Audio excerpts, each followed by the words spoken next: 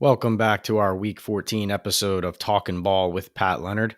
I'm the New York Daily News' NFL columnist and Giants beat writer, and I'm not going to take up too much of your time in this first segment because we have a 40-minute interview with the great Sal Pal, ESPN national correspondent.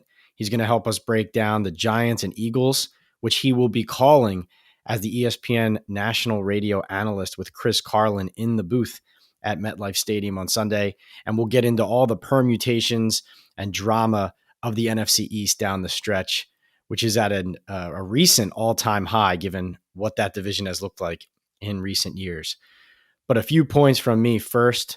First, remember, we are sponsored by BetOnline. Basketball is back, and BetOnline remains your number one source for all your sports betting needs this season.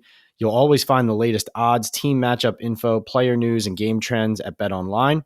And as your continued source for all sports wagering information, BetOnline features live betting, free contests, and giveaways all season long. Always the fastest and easiest way to bet your favorite sports and events, whether it's NFL, NBA, NHL, MMA, tennis, boxing, or even golf. Head to betonline.ag to join and receive your 50% welcome bonus with your first deposit. Make sure to use promo code BELIEVE, that's capital BLEAV, to receive your rewards. Bet online, where the game starts. And where I'm starting is you should go place a wager right now for the regular season 2022 NFL MVP.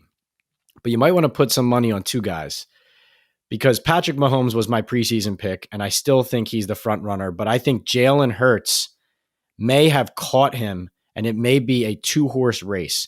Now, listen, still weeks left in the season. Tua Tagovailoa, among others, have had great years, could come back on strong down the stretch after, running into the Niners' top defense in the NFL and stalling a bit.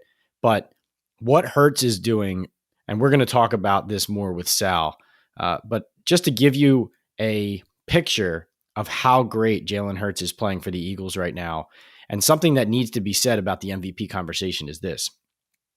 Patrick Mahomes and Jalen Hurts each are their team's offenses. You know, the Eagles have done a great job of building around Jalen Hurts. Great offensive line, added weapons. They go get A.J. Brown, et cetera. They drafted Devontae Smith. But he's even doing this right now without Dallas Goedert, his top tight end and one of his top receivers. And then you look at Kansas City as well. As much as they have skill positions and fast receivers and speed and a pretty good offensive line now, losing Tyreek Hill and Mahomes arguably playing even better. Both of these quarterbacks aren't just important pieces of their offenses. They are their offenses. And they both belong right now at the top of the MVP race down the stretch. And here's what it looks like between the two. Total yards, Patrick Mahomes, 4,091. Jalen Hurts, 3,549.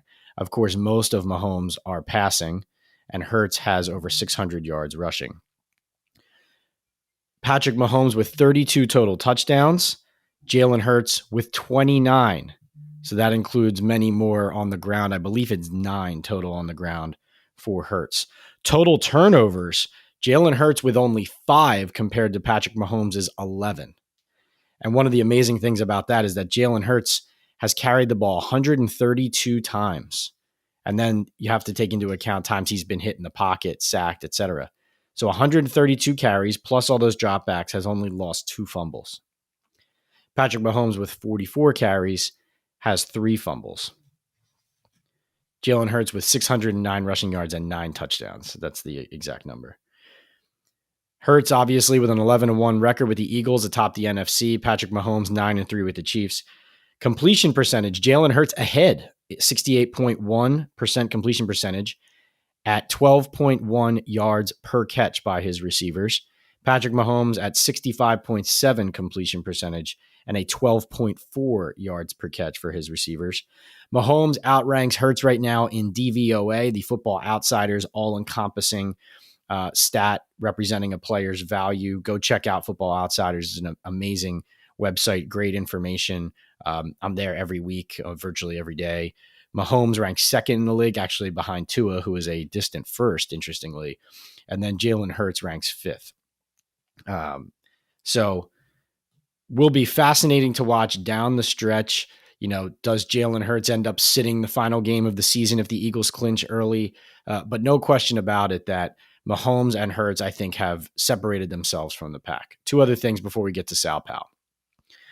First of all, regardless of what happens with Jimmy Garoppolo, obviously we've seen reports now that with the broken foot, it's possible he comes back late in the playoffs.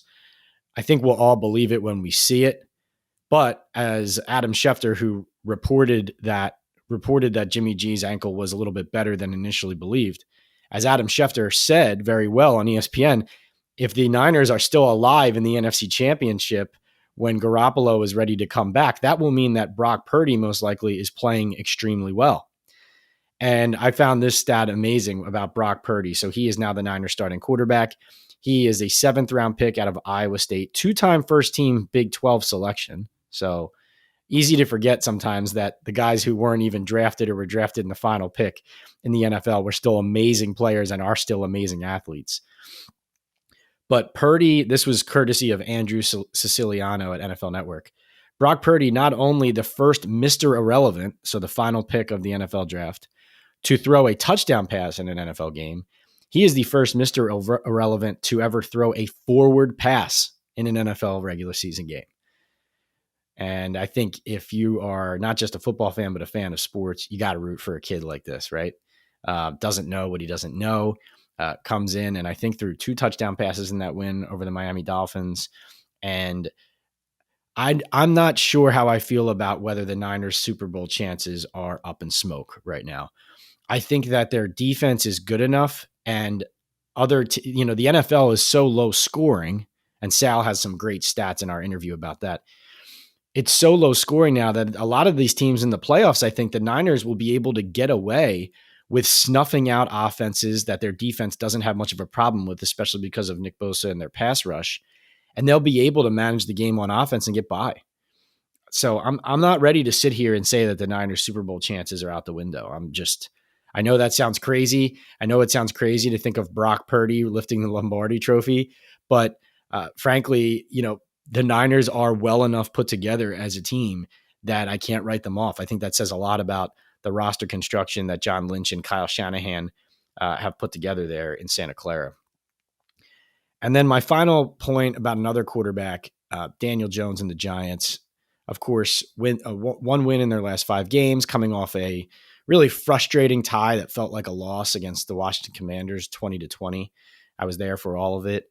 And I just wanted to bring up 2 points. One, Daniel Jones has played really well this season.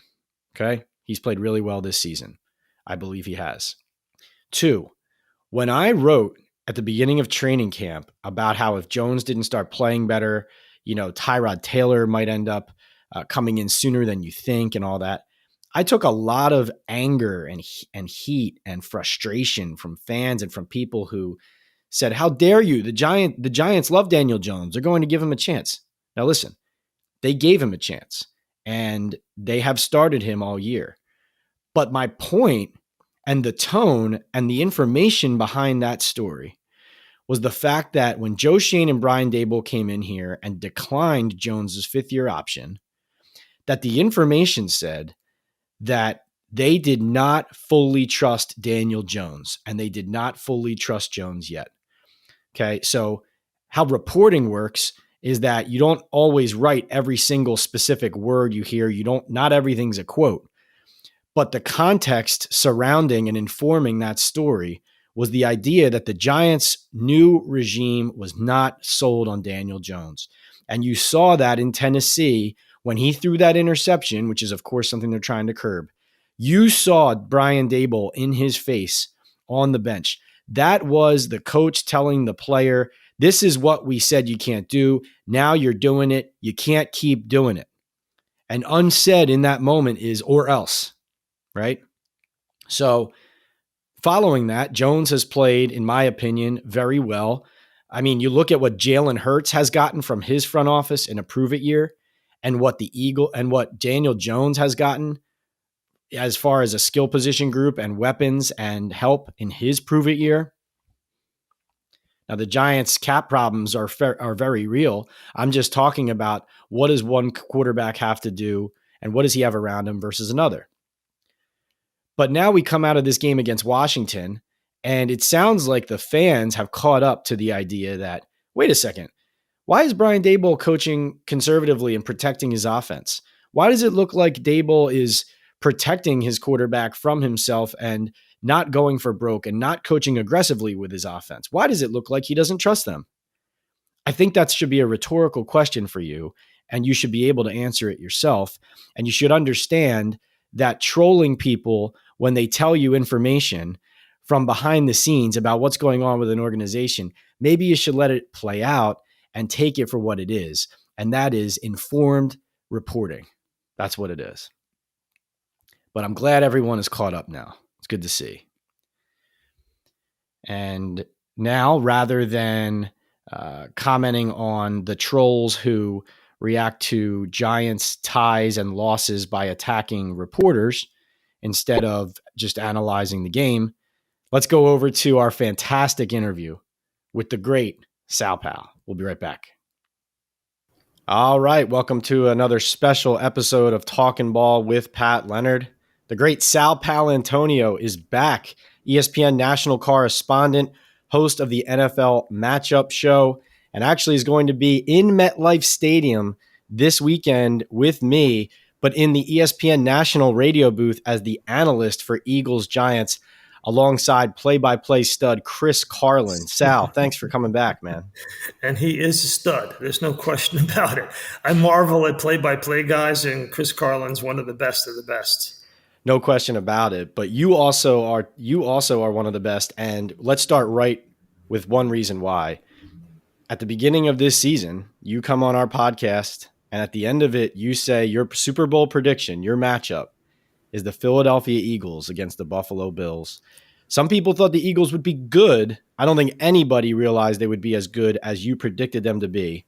Why is Nick Sirianni's team a league best 11-1? Pat, 2 words, Jalen Hurts. I believe Jalen Hurts is the MVP. Jalen Hurts doesn't have Travis Kelce like Patrick Mahomes. Jalen Hurts does have A.J. Brown, but he doesn't have Stephon Diggs, who's the best wide receiver in my view, other than Tyreek Hill, like Josh Allen does. And Jalen Hurts, this is only his second year as a full-time starter. I think Jalen Hurts, when you have a dual-threat quarterback, and I mentioned him in the same breath as Patrick Mahomes and Josh Allen for a reason, they're dual-threat quarterbacks. Mahomes moves within the pocket and creates plays off script. Josh Allen can run and throw. When you have a dual-threat quarterback who can win from the pocket, and that's been the big thing with Jalen Hurts, winning from the pocket, you have something that's truly dynamic and unstoppable. Let me look at these numbers that I had put together. So the Eagles had 363 rush yards on Sunday Night Football against the Packers. That's right. The next week, and by the way, that was the most rush yards by an Eagles team since Harry Truman was president. So next week, following week, against the Titans, they flipped the script on their offense, and he has 380 passing yards against Tennessee. And he had 380 passing yards, Pat, when he was pulled with 9 minutes and 40 seconds left in the fourth quarter. Not 40 seconds, not 4 minutes, 9 minutes. That's more than half the quarter, right? Am I doing the math right? Yeah, that's more than half the quarter. He was on the bench and he had 380. And that's an NFL team with Mike Vrabel as the coach. And I know they have weakness in their pass defense, but come on, man. Well, you led me into my next question was about this exact game plan they just executed. Sal, not to take anything away from Hurts as a passer, because he's had good passing games this year. And like you said, he's played at an MVP level.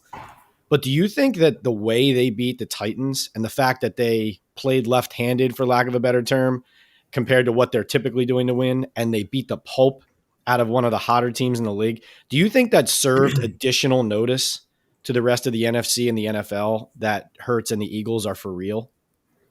Well, I would hope that coaches and players who watch film, and that's what we do on the matchup show, don't need any additional notice. But yes, I think it served additional notice, except for the fact that even my own network didn't, even after the Eagles won that game, didn't have them as the top possibility of winning the NFC. They had the Cowboys listed in the power rankings with all the metrics as the number one likely team to win the NFC. So the metrics and, the second thoughts, I mean, coming into the game, we knew they could pass on the Titans because the Titans have a young secondary that suffered some injuries. And the Eagles do have a superior offensive line that's provided a lot of protection, for sure. Mm-hmm. But again, 380 on the bench for over half the fourth quarter is astounding. So what is fueling this? I think it's definitely A.J. Brown, and it's definitely Devontae Smith. These are two wide receivers who have really emerged this year. Smith is a terrific route runner. He's very precise. He has great hands. A.J. Brown's not going to be denied the football. Let me throw something else at you. So The Eagles will face the Giants this weekend, again without Dallas Goedert, their premier tight end, who was playing at a Pro Bowl level before he got hurt on Monday Night Football against the Washington Commanders. Now, Goddard had one of the best catch scores in the NFL. Catch score is a calculation of catches per target. It's a simple mathematical equation. Catches per target. A.J. Brown is 42nd in the league in catch score going into Week 13. Goddard was in the top 10, top 5 among tight ends. He had 43 catches on 53 targets. You took him out of the offense, and you still dropped 380 on the Titans. So I think this is a team that's really – they like each other. They click. They practice really well. They have a leader that grinds. I call him the CEO, in a way that Eli was a CEO. Yeah. And Eli Manning was a real CEO in terms of the way he approached the team. It was like he had blinders on. He was always looking straight ahead. For sure. He had the pulse of an astronaut, the blood pressure of a guy that stayed even keel all the way throughout. That's Jalen Hurts. I mean, if Jalen Hurts wasn't a quarterback, he should be in the space program. I mean, because he has that kind of approach. He's going to have a meticulous preparation, and his blood pressure is never going to raise above the even keel. Yeah, his intangibles are off the charts as well as his tangibles. I wanted to ask you about another specific player on the Eagles offense. He sometimes gets attention. He definitely gets attention from your show. Lane Johnson, 10th NFL season, battled depression last year. He leads the league right now in ESPN's pass rush win rate for tackles at 95%. And I'm watching him also bulldozing guys on Miles Sanders' inside touchdown run against Tennessee as well. Is Lane playing as well as he's played? And he's an all-pro. Is he's playing now as well as he's played? And is this offensive line even as good or better than the Super Bowl offensive line? No, it's not. But it's pretty darn close. I think you have two all-pros. You have Jason Kelce and Lane Johnson. Lane Johnson, 4th overall pick, by the way, by your guy, Chip Kelly. How about that? That's a legacy that Chip Kelly left that football team, a right tackle that has a chance to go to 2 Super Bowls. Good poll. Yeah, pretty good. I think Lane is a terrific leader. He's a hardcore player. And he's part of that group of guys, Kelce, Brandon Graham, Fletcher Cox, Lane Johnson, that went to the Super Bowl and won it in Super Bowl 52. So they know what it takes. But it's interesting. You have an interesting amalgam on this Eagles team that the Giants will face. You have a bunch of free agents that Howie Roseman brought in or by trades. You got Bradbury, your old guy in New York. Slay was a pickup. Those 2 tackles, Joseph and Sue. Traded for A.J. Brown. And then you have the holdovers who won the Super Bowl that I just mentioned. And then you have the young guns, Devontae Smith, Jalen Hurts, those guys. So you have an interesting mixture on this football team. And that's why I call Jalen Hurts the CEO, son of a coach, coached by the son of a coach. They have an addictive personality in terms of their philosophy and approach day in and day out. It's only about what you're doing that day to get ready for tomorrow. So Which why? it's a really tough thing to keep on, right, Pat? It's a tough track to stay on. Yeah. So why are they only 6.5-point favorites against the Giants? I know they're on the road, Yeah. but I don't think I'm the only one who's trying to figure this out. I mean, they've scored 75 points in their last 2 games. Like you said, Hurts is beating teams with record-setting rushing numbers and record-setting passing numbers. And the Titans are playing as well as, they're in the top 5 in teams in football right now, and how teams are playing in this exact moment. So the Giants have won 1 time in their last 5 games. So you tell me, why is this not an 11-point spread? You want me to go daily wager on you here now, Pat? Is that what we're doing? We're just flipping. We're pivoting to the gambling portion of your program. No, you know what? Forget this. Yeah, right. Forget the spread. No, yeah, I want to make some money here, Sal. Come on. Yeah. No, Pat. Listen. I would. Here's the number one thing that I would say overall about this game coming up at MetLife. This is a must-win for both teams. This is a must-win for both teams. The Giants are the only team of the 14 playoff qualifiers that have not won a game in their division. The Giants face, coming up, they have the Eagles at home. They go to Washington. They go to Minnesota, correct? Yes, correct. They have Indy and they have Philly. That looks like either 2-3 or 1-4 to me. I agree. So you have to win this divisional game at home. This is a must-win for the Giants. That's why I think the spread is where it is. For the Eagles, it's also a must-win. The Cowboys are totally for real. Totally. 100%. You've seen that. We watch it on tape. We watch them beat down some teams. They go to Minneapolis. They beat them 40-3. They come home a couple of weeks later and they trash the Colts. On national television. Absolute thrashing. I've never seen anything like that fourth quarter, Sal. No. So they're totally for real. You saw the numbers that I sent to you. An important metric in this league, I believe, where we are, and one of the reasons why we are points per game per team at a 5-year low. Let me give you that again.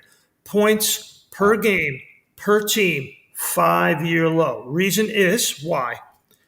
Because the number of touchdown passes is 110 touchdown passes below where 110 where it was 2 years. 110 where it was 2 years ago. 2 years ago, you had 110 more touchdown passes going into Week 14 than you have this year.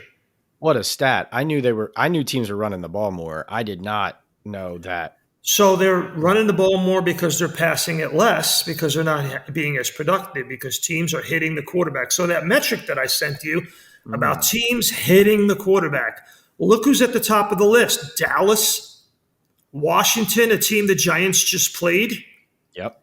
Yep. San Francisco. The Seattle Seahawks. That's one of the major reasons why the Seahawks, other than Geno Smith, are where they are. Hitting the quarterback, running or passing, is either a knockdown, a sack, or a hit. One of those 3 things, you add them up. And so I think the Dallas Cowboys are near 30% of all snaps they are hitting the quarterback. It's very close there. I think it's 26%. Like 20%. What is it? 26. Okay, 26%. So a quarter of the time that they drop back. It's an astounding number. That's why I think Dallas is almost 30. Like, to your point, Washington leads the league, is almost 30 according to ESPN stats. Yeah, when you look at what they did against Daniel Jones, that was big. The Jets are second in the league in that category, and the Jets don't blitz at all. They only send 4 rushers. That's the primary reason why the Jets are where they are. So Dallas is totally for real, 100%. So I'm looking at the Eagles' schedule. Must win, got to beat the Giants. You're 6.5-point favorites against a team that's going in the wrong direction. You have 3 road games in a row, at New York, at Chicago, at Dallas. None Has of to be those are 2-1 really there, right? easy wins. I mean, it's not going to be easy to go to Chicago in December and you know uh, pile up a big win. I mean, Justin Fields is a handful. That's not easy to deal with. Not to get off of this week's game, but just a temporary, since we're talking about the Eagles schedule, this is something I wanted to ask you. Do you think, and it's hard, it's hypothetical, but do you think if the Eagles locked up the 1 seed, that the last game they play, that season finale against the Giants, that they would play Ian Book and sit Jalen Hurts? And I ask you this because I know this is far in the future and there's a more important game right now, but Giants fans, I think, are already starting to go through the permutations of how is this going to happen. And like you said, it looks like a 2-3, 1-4 slate for the Giants down the stretch, but that could change if the Eagles don't play Jalen Hurts in that finale. So I'm curious how you think they would handle that. Yes, and I think that it's a good speculation. So let's talk about it. If the Eagles have locked up the 1 seed, Jalen Hurts will not play. I can guarantee you that, and neither will Gardner Minshew. So they'll both sit. So I think, yeah, I think they will. I'd be shocked if they played, but I don't know if they will have the 1 seed locked up. I don't know if they'll have the division locked up. I mean, I don't. That game on Christmas Eve at Dallas is a tough game. Good point. So if the Eagles are in a position where, you know, they beat the Dallas Cowboys without Dak Prescott last time. Dallas is a different team than they faced the last time. So They are. They also have, the Cowboys have Houston, Jacksonville, okay, that's 2 wins. and then that Eagles game. So you're looking at, to your point, you're looking at Dallas. It would hard to imagine they will not be 11-3 going Correct. into that game with the Eagles. Right, so they're 11-3. Let's say the Eagles lose one of the next 2 games, right? All right, so they would go in what, They would go in 12-2? 12-2. Then if they lose to the Cowboys, now they're 12-3, and the Cowboys are 12-3. Now that last game of the year is going to mean something. No doubt. And for the Giants, you know, it's hard to, listen, anything could happen. It's hard for me to imagine they can beat this Eagles team. But so let's just say they lose this game. If they lose to the Eagles, Washington's on bye. So they would go into that Sunday night game that got flexed against Washington in week 15 in FedEx Field. The Giants and Washington would each be 7-5-1. So the winner of that game, essentially, the loser of that game, I should say, essentially loses the 9-win tiebreak at the end of the year. In other words, if the Giants lose that game and they fall to 7-6-1, then even if they get to 9 wins at the end, they don't have the tiebreaker with Washington if they get there. And so we keep talking about these are playoff games, but that's really a playoff game for the Giants because of how tough their schedule is down the stretch. If they don't win that game, to me, it looks like they're in trouble. Oh, I think all of these games for the Giants are playoff games. I think this is a must-win game for the Giants and the Eagles. That's why I think the spread is so close. That's the answer to your question. So how do the Giants win this game? Yeah. So, you know, I think the number one thing that cannot happen is what happened last week. You can't have an early game turnover by Daniel Jones. Can't happen. And I would imagine that's got to be one of the number one talking points for Brian Daboll and Mike Kafka going into the game with Daniel Jones. Without a doubt. You cannot turn the ball over early in this game. You can't turn the ball over in this game. You turn the ball over in this game, that's what the Eagles do. They feast on turnovers. They have the number one takeaways in the league, and they have the number one points and off takeaways in the league. That's what they do. So that's the number one thing that has to happen. So you can't get cute with the football or you lose the game. I think secondly is I think what the Titans really failed to do is play back. So you got to pick your poison, right? If you play back, if you play too deep coverage, you invite Jalen Hurts to hand the football off or run with it. So it has to be sort of a matchup zone where they're playing matchup against guys, but also covering the back end of the defense. Gotcha. And you don't want these defenders pivoting so that they turn their backs to Jalen Hurts. Because once Jalen Hurts see these defenders turn their backs, He's gone. He's gone. Huh. He's That'll gone. actually be a familiar scheme if the Giants go that way on defense, because that's essentially what Pat Graham and Joe Judge played a lot of last year. Now, there's a lot of new players, but they played that type of coverage often to conceal their personnel weaknesses, but also to try and keep everything in front of them, like you said. So there will be some guys on the defense, if they go that way, like especially Julian Love on the back end, who has the green dot, where that would be familiar to them. Um, Sal, continuing the Nostradamus trend of your early season appearance here on Talkin Ball, you said the Eagles would get, to the Super Bowl, or, be in the contention there. You also told me, and this was my number one takeaway, that Wink Martindale, the Giants defensive coordinator, would, quote, change the calculus in the NFC East. And I think we've seen exactly what you're talking about. Do you think that he could change the calculus, pivoting off your comment about how you have to play the Eagles? Do you think Wink's aggressiveness and scheme could change the calculus of beating the Eagles, of winning a game that really nobody's giving the Giants a shot to win? Well, I think what I've seen from Martindale's defense that has worked are some of the more exotic blitzes, and instead of the flood blitzes or the all-out blitzes, the zero blitzes, they haven't worked. They didn't work against the Cowboys, and I don't think that they will work against Hurts. So, I mean, you're going to have to throw at him, and you got to remember the guy setting the protection is not Jalen Hurts; it's Jason Kelsey. So Jason sets the protection. He's super savvy and experienced. There's nothing really that can be thrown at him that is much different from what he's seen before, but it's going to be up to Martindale to give him those kinds of looks. I think the one thing that if there is a weakness, it is that the loss of Dallas Goedert and the fact that Quez Watkins hurt himself in the game means that really the Eagles only have two outside threats in Smith and in Brown. So that I think is an important thing going in here when you're looking at this game and how they match up against the Giants' blitzing defense. And I think the Giants are still number one in blitz percentage in the NFL and have been for the last couple of weeks, at least the last month or so. They are 42.1% per ESPN stats and info. That is number one.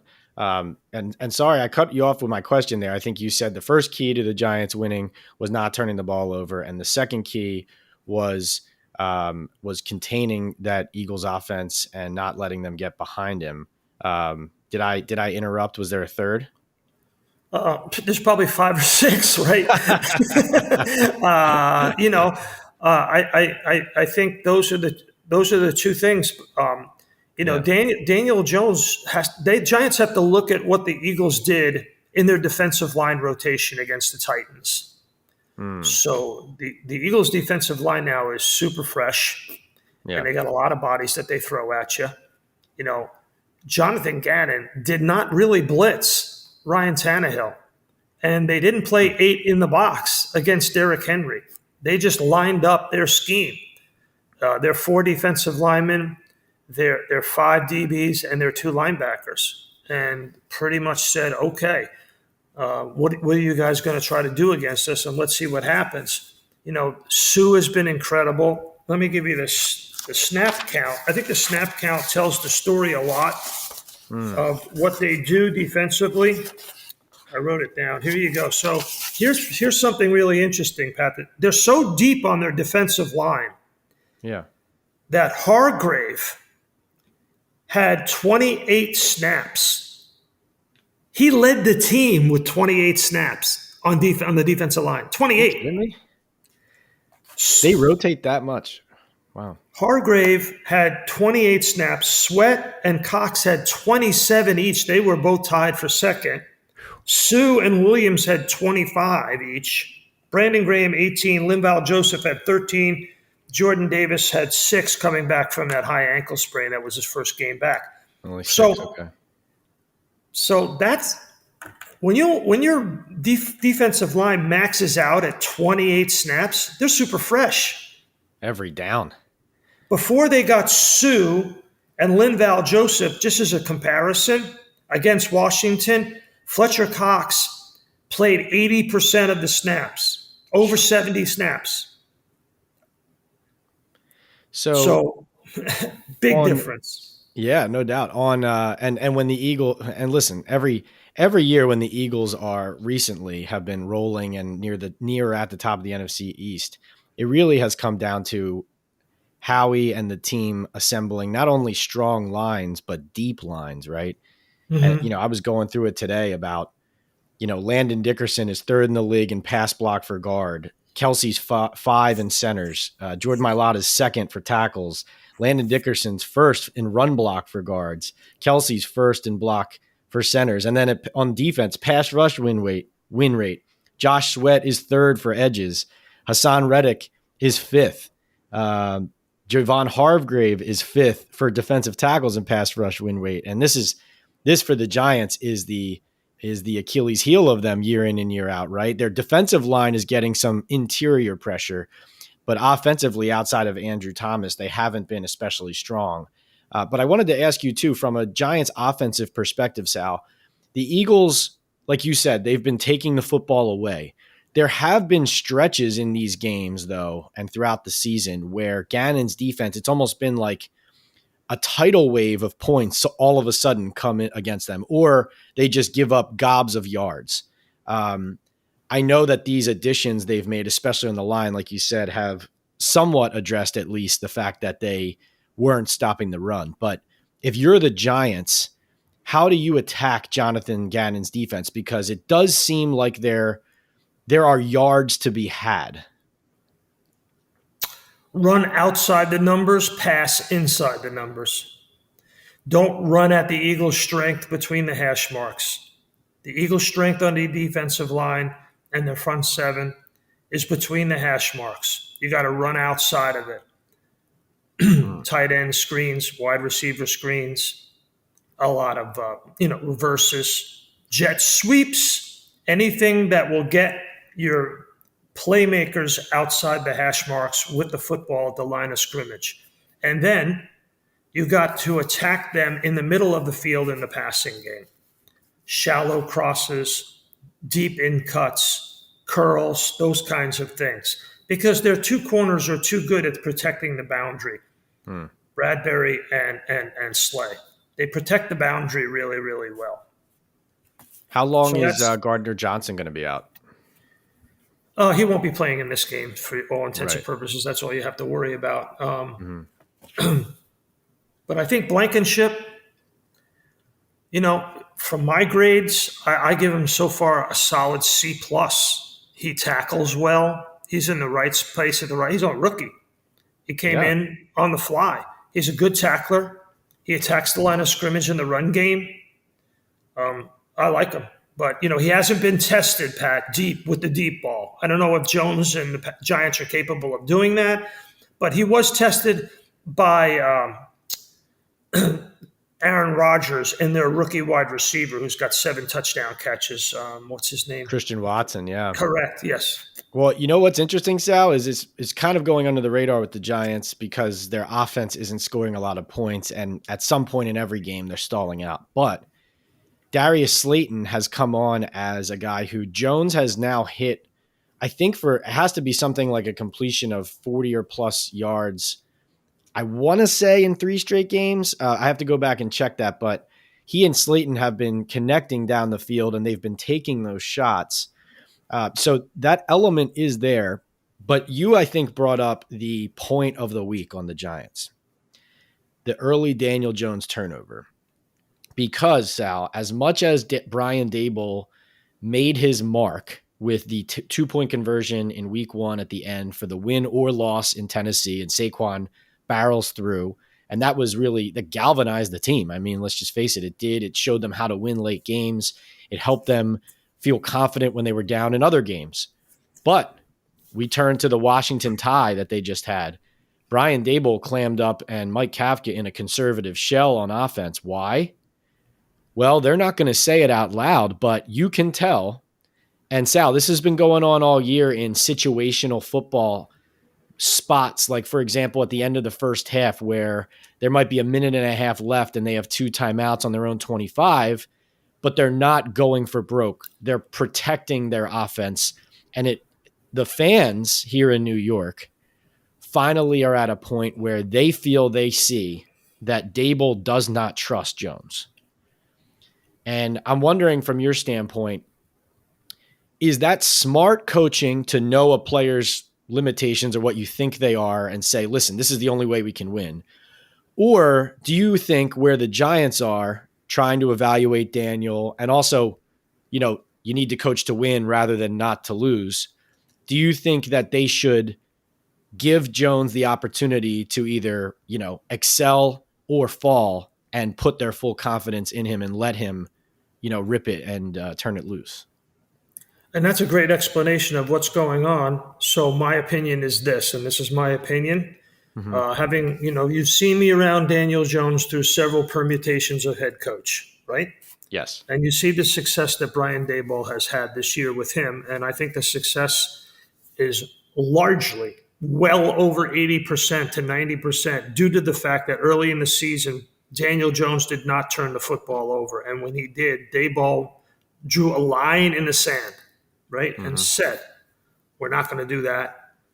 Got in his face and said, that can't happen. It's got to stop. Having said all that, in this particular instance against Washington, they should have gone for it, in my opinion, because I think they're too harshly being judged. I think the Giants have already had a successful season, considering where they were last year. And I realize that they want to advance and, have a different measure of success, namely make it to the final 7 in the NFC. Yeah. Okay, but they're playing with house money, right? They should have gone for it. No question. You're at home. You have trusted this young man all year long. There's no question. I'm not going to tell Brian Daboll how to coach his team. That's not my job. My job is to second guess. That's why I'm on television. But you're going to have to first guess, though, in the booth on Sunday. Yes, I will. But, I'm saying this because, and the people who will watch your podcast will remember, I believe I was on your first podcast, right? Or your second or somewhere. Second, yep. Okay, second one. I said in that second podcast, the Giants are going to be good. You did. And there was a lot of doubters. I said it to Linda Cohen on Sirius XM Radio. I said it on the Matchup Show. I said it in August, the Giants will be good. Coaching matters. And they have been coached really well. And in this particular instance, trust is the foundation of all coaching principles. Trust between players and coaches, players and players, coaches and coaches. Just trust. Trust the force, Luke. Just trust it. And if you give him that trust begets confidence. You trust your children to do the right thing, they will confidently do the right thing. You trust your players to do the right thing, they will. You trust your spouse, whoever. Trust is the foundation of confidence. And I think in this particular instance, they should have trusted him and they should have went for it. And we wouldn't be really the tenor of this conversation and the tenor of this week and the tenor of this game would be a lot different than it is right now. That's so right and so well said. Would you agree that, so you said that you feel the Giants have already had a successful season, and I agree with the premise that what this year was supposed to be versus what it had been through the first half. I mean, no question, exceeding expectations. So, Pat, how many wins did they have last year? 6? Was it 6? Okay. They had 6 wins last year? 6 or 5. I think I might be giving them an extra win. It might have been 5. So is 8-1 a successful season? Yeah. So my question for you is it different, and is it justifiably different? Like, would Brian Daboll hypothetically deserve criticism or more criticism? So this season starts with them starting, I think, 7-2. If they go on a huge skid and miss the playoffs, is it fair to evaluate him and the Giants more harshly than if the reverse had happened? Because I think you and I both would agree, if the Giants started this year 0-5 and everybody said, well, this was supposed to be an awful year, and then they went on a huge run and just missed the playoffs with, like you said, 8-1 record, I think everybody would go into January and say, wow, look at the job Daboll did. If the flip side happens and they finish 8-1, but it's because they went on a huge losing streak at the end and failed to make a playoff spot when they were, 60% possible to make it, 5 weeks prior, is it fair to judge it differently and say, oh, this was a failure or a coaching, this was a rookie head coach who faltered and failed versus succeeded? How would you view the dichotomy there? Okay, first of all, they needed to stop the bleeding on Sunday and beat the Commanders. They didn't do that. It was a tie, but as Saquon Barkley said in the locker room, I think it was quoted in your piece in the Daily News, this feels like a loss. Yes. It feels like a loss for a lot of different reasons. And it should, right? Yep. So if they had beat the Commanders, again, the aperture of what we would be talking about would be completely different. And they didn't. So you have to go now pivot and look at it. Okay, well, for me, as someone who's supposed to make these evaluations outside the building, I'm not John Mara, I'm not the GM, I'm not Brian Daboll. I look at it, the Giants having a successful season. Let's just say they go 1-4 down the stretch and finish 8-1. Okay. So why did that happen? They had injuries, significant injuries. No doubt. Teams caught up to them in terms of what they were doing, especially in the offensive run game, for sure. And Daniel Jones reverted to some problems that he's had in his past. Those are the three main reasons why they leveled off. Okay? So, in my view, you can blame 2 out of the 3 on the coaching staff, maybe. Injuries, you can't. But the Saquon Barkley thing is, hey, you had some injuries, plus teams figured out your running game. Your running game was pretty multiple. They do a lot of different things. But so teams caught up to it a little bit. Those guys get paid too, the old line that people say. They do. They're professionals. They watch film. Everybody can see what the Giants are doing. Okay, we got to stop this. We got to stop this counter. We got to stop this pitch. In this game, for me, against the Eagles, where I see them vulnerable, and the Titans did none of this, Pat. None. They handed it off to Derrick Henry and used him as a sledgehammer into a stone wall. Dumb. Dumb. You got to pitch it. You got to counter. You got to pull guys. You got to do sweeps. You have to run on the edges. Run at their pass rushers. If you don't do that, you'll lose this game.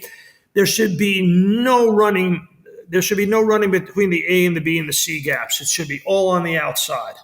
Well, hey, that's a possible good sign for the Giants in the sense that, this was a while ago now, but that famous last drive in Jacksonville where they ran power, pulling their left guard over to the right 8 straight times because it was working and Jacksonville couldn't stop it. So, and we didn't see it against Washington. No. We did not see it against Washington. So, I think Mike Kafka. It's changed. It's become vanilla. And that's a little harsh. I wouldn't say that. It's not as multiple as it was. Well, sorry to interrupt you, but I actually asked Brian Daboll on Monday of this Eagles week if he was considering taking over play calling, not because I think it deserved to be ripped out of Mike Kafka's hands or anything, but because, first of all, the offense stagnated to huge degrees in the second half in Washington. Yeah. And also, Daboll, after that game, had this energy especially about end of first half, 3rd and 1, I think it was, in the red zone, had a chance to take a shot at the end zone before kicking a field goal right before the half. And they called a run play. And Jones gets the first down, gets tackled at the 5 or the 4, and they had to run, spike it, kick a field goal. They didn't even take a chance to score a touchdown. And afterwards, Daboll made a comment, basically said, like, that was the call Mike wanted. And then I came back and said, aren't you the, he didn't say those exact words, but that was what he was saying. And I said, well, you're the head coach. Can't you overrule that? And he said, no, everything's on me. But that is kind of where they are right now. And they're in this, middle ground of Daboll, who's used to these high-powered Bills offenses, who gave up play calling, and I can almost see him in his desk right now, thinking, getting the itch, right? Sure. But Well, he I think said he's not giving it up. Daboll and Mike Kafka are represented by the same agent, correct? Bob Lamont, I do believe, is correct. Okay, Yeah. I think they have a different agent. Oh, they do have a different agent? Yeah, they Oh, do. okay. All right. Yeah. Well, I know Mike Kafka wants to be a head coach, and one of the ways to be a head coach is to call plays. And so, taking the play calling away from him would be a pretty significant thing. But we totally digress. I don't think the play calling should be taken away from Mike Kafka at all. It's always a collaborative thing anyway, for the most part. It should be. But, I think you had a touchdown. The Giants had a touchdown early in the third quarter, and then there were like 6 straight punts against Washington. That's insane. That shouldn't happen. You have too many playmakers on offense. Washington's defense is good, but it's not that good, and you were home. Shouldn't have happened. No way. Those are the 2 reasons why you lost the game: the early turnover and the offense's ineptitude in the second half. We thank you so much for your time. I want to get you out of here on one. We haven't talked much drama. We've talked a lot of football, but let's talk some drama. I just need to know your opinion on Odell Beckham Jr. Should the Giants try to sign him? Do you think he can help a team now? Do you think he ends up in Dallas? What's your feeling on the OBJ free agent? Well, let's take one at a time. Okay. My opinion. Do I think the Giants should sign him? No. My opinion. Do I think that he can help someone now? I don't know the answer to that question. I haven't examined his knee. I don't know the extent of his rehab. I don't really know. The fact that he's not working out has got to be a pretty telltale sign of where he is right now, right? So it is December. If he's not working out now, okay, what does that say? Do I think he'll wind up in Dallas? Yes, I do think he'll wind up in Dallas. I don't know how much he will help, but I think he will wind up there for sure, 100%. Do I think Dallas needs him? I don't. I don't think Dallas needs him. Not the way CeeDee Lamb is playing right now, and not the way their tight ends are playing. I just don't think. They have that 2-headed monster in Pollard and Elliott.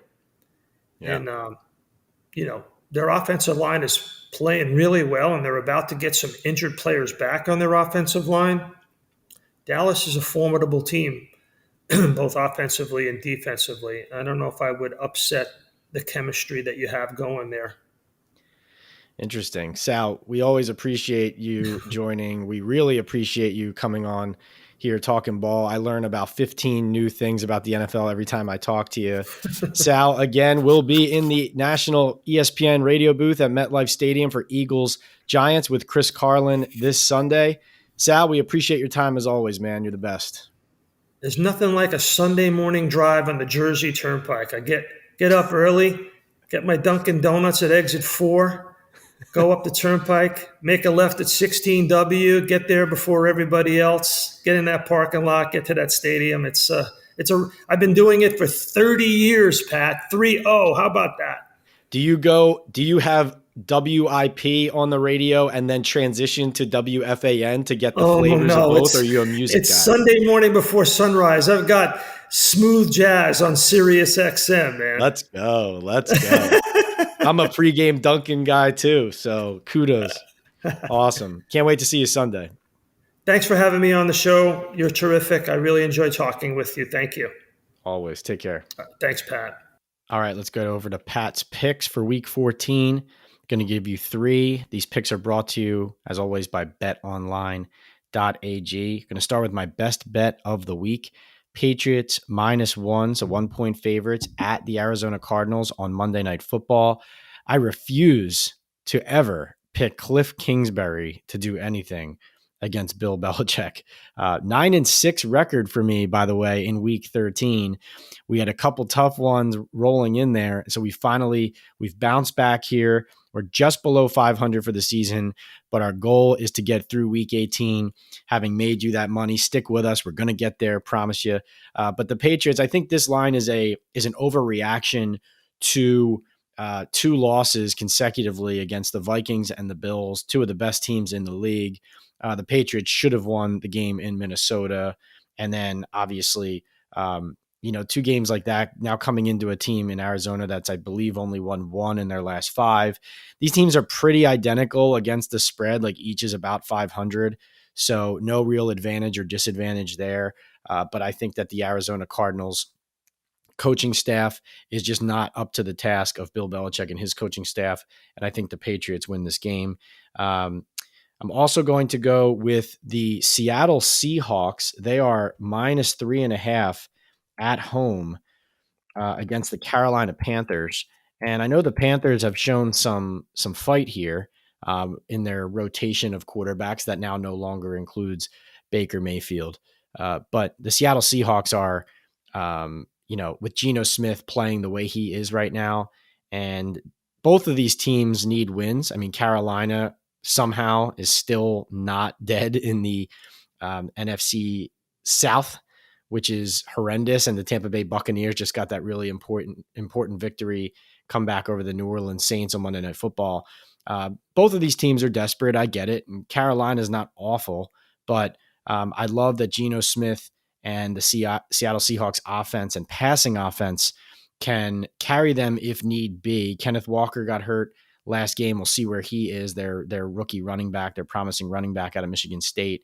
But I like the Seahawks. Their defense is young and had struggled, but I don't think that the Panthers will have the players and the attack to put the Seattle defense where it's weak on its heels. So I really like the Seattle Seahawks and Pete Carroll's team in their home stadium, which I think will be especially difficult for Sam Darnold and Carolina there. And then maybe sprinkle on this one. I'm not going for broke on this, but this 9.5 point line with the Jets and Buffalo Bills is curious to me. It appears that Las Vegas does not trust Mike effing White. So the Bills are favored by 9.5 points right now on Bet Online. I'm taking the Jets there. I'm sprinkling. I'm not dumping a ton of cash on it, but I like the Jets there and Robert Saleh's defense. Obviously, they beat Buffalo here in New Jersey. Playing in Orchard Park is a much different task, but I like the Jets to cover that spread. Who knows if they are able to win that game? That would be a tall task, but I like the Jets to cover that. So those are my three Pat's picks for the week. Go to my Instagram account, as always, on Friday. I will have all the picks for the New York Daily News spreads that come in normally on the Wednesday early day spread. So any lines that move throughout the week, if you have a question for me about a line that has moved and how it might adjust my selection, hit me in my comments, direct messages on Twitter, Instagram, whatever, and I will tell you if I would change my pick based on how the bookies are swinging it. But that'll do it for here. Please rate, review, subscribe. YouTube, PL on NFL, Instagram, PL on NFL, TikTok, PL on NFL, Twitter, P Leonard NYDN, and obviously the Talkin Ball podcast on Believe Network. You can find it on iTunes, Apple, Spotify, Overcast, iHeartRadio, wherever you listen. We really appreciate the support, and we thank you so much. We will see you next time.